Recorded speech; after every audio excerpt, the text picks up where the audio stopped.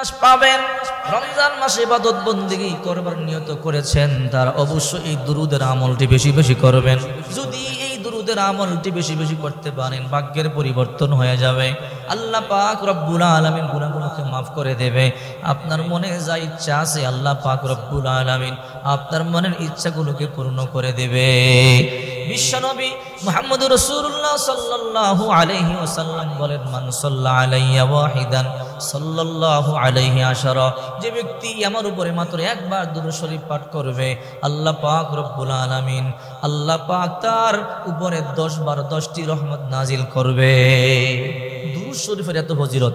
জিবরাইল আলাইহিস সালাম বলে, ইয়া রাসূলুল্লাহ রাহমাতুল লিল আলামিন, আপনার উম্মত আমল কম করতে পারে, আপনার উম্মত যদি আমল কম করে, যদি আপনার উম্মত আপনার উপরে বেশি বেশি দুরূদ শরীফ পাঠ করে, নবী গো কিয়ামতের ময়দানে একটা ফুলসিরাতের পুল হবে, অত্যন্ত ভয়ঙ্কর ফুল।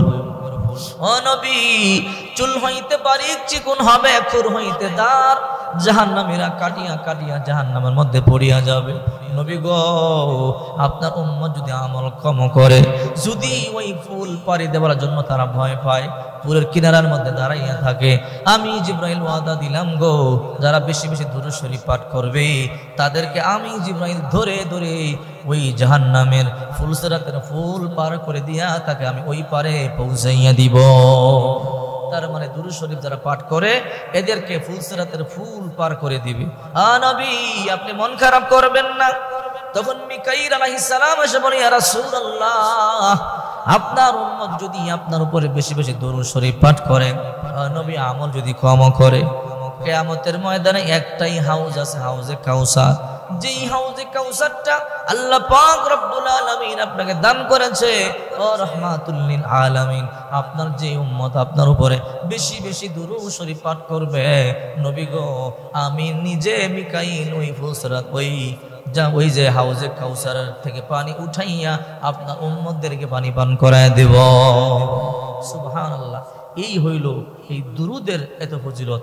এই জন্য বিশ্বনবী মুহাম্মদুর রাসূলুল্লাহ সাল্লাল্লাহু আলাইহি ওয়াসাল্লাম বলেন, তোমরা বেশি বেশি দুরূদ শরীফ পাঠ করবা, আর আমার নাম শুনলে তোমরা দুরূদ শরীফ পাঠ করবা।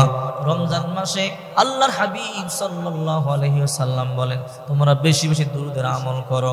যত বেশি বেশি দুরুদের আমল করবে আল্লাহ পাক রব্বুল আলামিন ভাগ্যের পরিবর্তন করে দিবে। এই জন্য যারা রমজান মাস পাইছেন, বিশেষ করে মহিলা মা বোনেরা, হাঁটতে দুরূদ শরীফ পাঠ করবেন, বসতে দুরূদ শরীফ পাঠ করবেন, দাঁড়াইয়া দুরূদ শরীফ পাঠ করবেন, শুইয়া দুরূদ শরীফ পাঠ করবেন, আর বেশি বেশি লা ইলাহা ইল্লাল্লাহ জিকির করবেন। লা ইলাহা ইল্লাল্লাহ, লা ইলাহা ইল্লাল্লাহ।